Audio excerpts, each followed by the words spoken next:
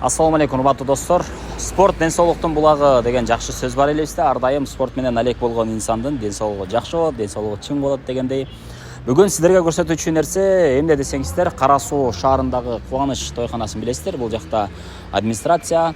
Ушул жерде Кара Суу районундагы балдар үчүн 6 жаштан 12 жашка чейинки, андан чоң дагы жаштагы балдар үчүн өзүнүн бир жакшы сабактарын өтүп келе жаткан биздин Алишер Шамерзаев деген досубуз бар.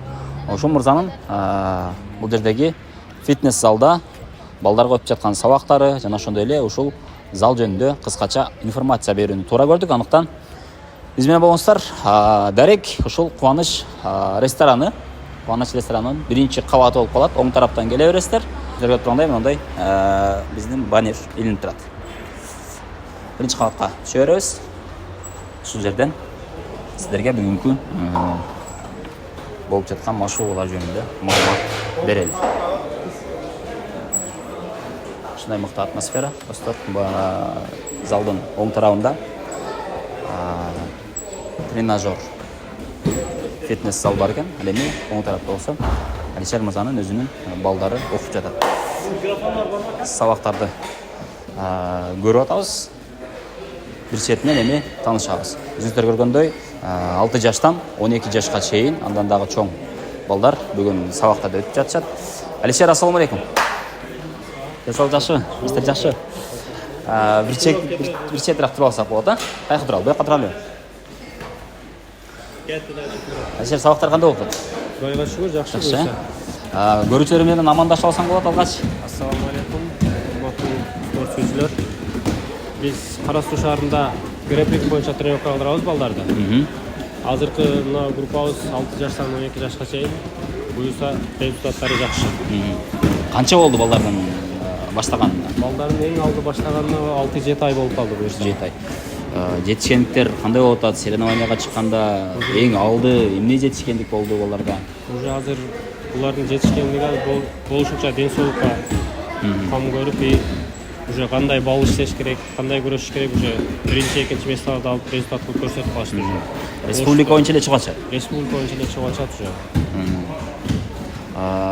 Мындан сырткарда кандай сабактар? Эми азырынча жалаң эле машыгуулар да болот. Азыр бизги күрөшкө дайындап болушунча результат көрсөтүш керек балдарды. Дене бойду чоюп, ошол сыяктуу. Саат канчадан канчага чейин, кайсы күндөрү кандай болот сабактар? Бизги 1-чи, 3-чү, 5-чи күндөрү 7-ден 8:30га чейин детский группа. Канча жаштан канчага чейин? 6 жаштан 12 жашка чейин. 1-чи, 3-чү, 5-чи так күндөрү, жуманын так күндөрү, достор. 8-ден 10га чейин 12 жаштан үйдө кайша кете берет нары жагы. Канчага чейин? Калоочулар 20-30 жашка чейин. 40 жашта, 45 жаштагылар да бар арасында. Ушундай балдар, Жакшы. Келип 5 жашта результат кылам деген балдар келип кошулуп. Соревнованияга ал жак бул жакка катышпаса дагы өзүнүн үчүн ден соолугу үчүн. Ден соолугу үчүн, көчөдө алып жүрүш үчүн өзүнүн эле. Балдардын келип кетүүсү кандай болуп атат ушул шарт боюнча? Ата-энелер сөзсүздө балдар үчүн бир аз ойлонушат. Мисалы үчүн айыл жергесинде болуп калышы мүмкүн. Бүгүн эми залыбыз райондун борборунда. Район борборунда, центринде, анан ал жагы мындай жакыныраак айылдардан келип кетиш маселеси кандай? Ушул жактарын карадыкпы? Бизде азыр балдар башында ата-энеси өздөрү алып келип жүрдү. Убакыты жетпей калат, кээде келбей калат. Ошон үчүн азыр сүйлөшүп маршрутка койгонбуз. Маршрутка өзү айылда убагында алып келет. Убагында алып келет балдардычы. Бир машина келип кетет балдар. Кайсы айылга катат азыр? Азыр основной Сарготтон келип кетишет, анан Кышабаттан келет, ол жактан ата-энелер алып келишет өздөрүчү. Ол жактан азыраак келет. Сабайдан келишет. Телмандан чыгышат. Базарга жакын аймактагылар келип атышат, Башка, мисалы үчүн, башка айылдардан дагы сунуштар түшпаса кандай дейбиз? Ушул нерсени уюштуруп бере алабызбы? Эми көбүрөөк болсо өздөрү машина сүйлөшүп алып келишет болот да. Айылдын өзүнө сүйлөшүп. Өздөрүнө ишеничтүүрөөк болот да. Өздөрү ошол майын аркы беркисин сүйлөшүп алса, келип кетиш, жол бересин. Жакшы экен. Сонун балдар көбүнчө спортко тарткан себеби основной биринчи ден соолугун чыңдап, экинчиден телефонго дагы азыр көп балдар берилип кетти да. Телефон ойноодон кичине алысыраак болот. Чоң башка маселе болуп калды. Көчөдө дагы алып жүрүшүн жакшы болот. Эми көчөдө бекер отургандан көрө келип ушу залга дагы жөнөтсө ооба жакшыраак бу дейм. жакшы экен. Сонун өзүңүздүн тажрыйбаңыз кандай? Ошол боюнча дагы көрүүчүлөр билгиси келет да. Сизде кандай дене тарбия боюнча дипломуңуз бар экенин билебиз. Анан калганы кандай? Жетишкендиктерибиз. Пурпурный пояс болуп калдык уже, коричневый. Анан Москвада тренировка алып жүргөн үчүн бул жерде көбү тааныбайт деле биздичи. Бул чемпионат Россия, чемпионат мирлерде биринчи, экинчи месталарды алып жүрдүк. Кыргызстанда өтө аз көрүшкөн үчүн бул жерде көбү тааныбайт. Ушундай достор, Алишер Шамирзаев деген досубуз бүгүн балдарга өзүнүн сабактарын өтүп, азын-аулак болсо дагы спортко тартып, аларга бир жакшы туура жолун көрсөтүп атат десек болот. Эң чоң жаштагы канча ошондо азыр? Жакшы ошол баладан бир нерсени көргөдөймүн келечекте дегендей бар да арасында. Эми азыр бул жерде айтыш да кыйын болуп калат. Көбүнчө ата-энеси жакшы тарбиялап жөнөткөн балдар бул жерде да результат кылат да. Анан азыр могу жерде бул чыгат деп айтыш кыйыныраак болуп калат. Кээде күтпөгөн бала уже чемпион болуп калат да, турнирлерге баргандачы. Күткөн балдардан кээде результат ала албай калат да. Эң узак канча, кайсы жерлерге чейин бардык балдар? Азыр Ошко барды, Жалал Абадка барды, өзгөн ушу Кара Суу районунун ичиндеги ушул аймакта да, жергесинде экен. Чемпионат эмелерге, Киргизия эмелерге катыша элек, пока буларга аз-маз эртерээк, жашы да жете элек булар. Чоңдорун болсо эми даярдап атабыз буюрса. Сонун, негизи урматтуу көрөрмандар, кыргыз спортундагы бир жакшы спортчулардын жетишкендиктерин көрүп, биздин жаштарыбыз бир үлгү алып атат десек болот да. Ошол эле айта өтсөк, Акжол Махмутов деген мырза бар, мисалы үчүн. Ушундай сыяктуу жакшы жигиттерди көрүп, биздин жаштарыбыз үлгү алып, алардай болсом деген бир тилектери болуп атат. Ошондуктан бул жерге чакырып кетебиз эми. Убакыт жетиштүү эле да. Мисалы үчүн 1-3, 5 күн деп атабыз. Эгерде балдар көп болуп калса, башка күндөрү да койгонго мүмкүнчүлүк бар да. Графиктерин өздөрү менен сүйлөшүп бөлсөк да болот, балдарды сабактарын же кандай десек, башка күндөрү деле группа түзүп, чоң группа, кичине группага башсак деле болот, өздөрүнүн шартына карапчы. Көбүнчө ата-энелер келип өзүнүн времясын туура түшүндүрсө. Демек эми Алишер эң кызыктуу жерине келип жеттик десем болот да. Баасы канча болду эми? Баасы азыр жаш балдарга и чоңдорго бирдей эле сумма койгонбуз биз азыр. 1,5 миң сомдон кылыпчы. 1,5 миң сомдон. Ошондо жумасына 3 күн. Жумасына 3 жолу келишет. Жумасына 3 жолу. Если зал жок күндөрү кээде бир жумада бир айда 2 жолу кроссфит кылдырып коебуз өзүбүз деле.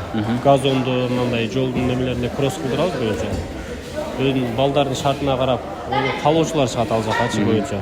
И турнирге жакындаганда даярдайбыз. Жакшы экен. Көрүүчүлөрдү чакырабыз анда, ата-энелерге бир кулак кагыш айтып коелу, кайрылып коелу. Не дейбиз буюрса, ата-энелерге балдарын спортко берсин. Ден соолугун чыңдап, өздөрүн да мыкты алып жүрүш үчүн спортко жөнөтсүн. Даректерди кайрадан эске салып коелу, урматтуу достор. Кара Суу шаарында Кубаныч ресторанын баарыбыз билебиз. Ошол Кубаныч ресторанынын биринчи кабатында өзүңүздөр көргөндөй тренердик фитнес зал жана ошондой эле Алишер ушул жерде ар дайым кызматта. Жалпы спорт сүйүүчүлөрүн, урматтуу ата-энелерге кайрылабыз. Балдарды спортко кошолу. Спорт менен болсок, албетте ден соолугубуз мыкты болот, ден соолугубуз чың болот. Демек, биз менен чогуу болуңуздар. Экран алдындагы телефон номерлерге Алишер мырзага байланышабыз жана балдарды жөнөтөбүз. Достор, Алишер мырзадан кийин эми Марат деген бул жерде досубуз бар. Фитнес боюнча тренер. Өзүнүн дагы бир көз карашын, оюн, анан маалыматты алалы. Ассаламу алейкум. Алейкум ассалам. Марат, ден соолук жакшыбы? Иштер бар? Жигиттерди маштырып атабыз. Ооба. Буюрса, аракет кылып атабыз. Кандай результаттар, жыйынтыктар? Жакшы, балдар өсүп атат, чоңоюп атышат. Баарысы жакшы бой жагдай. Марат, эми көрөрмандарды кызыктырган суроолор бар. Эми эң башкысы кайсыл күндөрү келсек болот? Баасы канча? Кандай болот сабактар, ошол боюнча бир түшүндүрмө берип койсок. Залыбыз 6 күн иштейт. 6 күн. Базар күн дем алыш. Калган күндөрү саат 3-төн 12-ге чейин келсе болот. 3-төн 12-ге чейин. Жашы канчадан? Жашы бизге 16 жаштан өйдө келсе жакшы болот. 16 жаштан жогору. Ошондо кандай болуп калат? Бир жумада канча күн келиш керек? Бир жумада мен жазылган болсом эгерде, бир жумада канча күн? 3 күн келесиз. Биринчи, үчүнчү, бешинчи күн. Арык адамдар 3 күн келет. Бес азайтам дегендер 5 күн, 4 күн келсе болот. ашыкча салмактан кутулам дегендер көбүрөөк убакыт келиш керек экен. Көбүрөөк келиш керек, көбүрөөк энергия түгөтүш керек ага. Жакшы экен. Анан баасы канча? Персональный болсо 4000 сом болот. 4000 сом бир айга. Ооба. Бул ошол Тренер менен менен болсо бардык кайсыл ташты кандай көтөрүш керек ошолор боюнча диетолог ичинде болот. Аны үйрөтүп турабыз персонал. Анан эгерде мисалы үчүн фитнести кылганча анан бир салмак кошот элем дегендер болсо кандай ошол фитнес кошо турган бир дарылар же болбосо эмнелер бар? Витаминдер, Бүт витаминдер бар. Гейнер, протеин, креатин, бүт баары бар. Кандай ичиш керек, кайсыл убакта ичиш керек, баарын түшүндүрүп өзүбүз диетолог болуп беребиз. Анан сиздер кандай тамактар жеш керек, баарын жол жоргону көргөзөбүз. Бул боюнча окуп келгенбиз, билимибиз бар, Бар, Кудайга шүгүр. Сон фитнес боюнча Марат мырзага кайрыла беребиз анда, Жуманын бардык күндөрү экран алдында Марат мырзанын телефон номерин калтырдык. Чалып, байланышып келе бересиздер. Адрес ошол эле. Кара Суу шаарындагы Кубаныч тойканасы деп коелу, бул жак. Мериянын маңдайы. Мериянын маңдайы администрациянын алдында Кубаныч тойканасынын 1-кабаты. Келе бересиздер достор. Марат мырза ар дайым ушул жерде жуманын 6 күнүндө кызматыңызда. Сак болуңуздар. Сонун.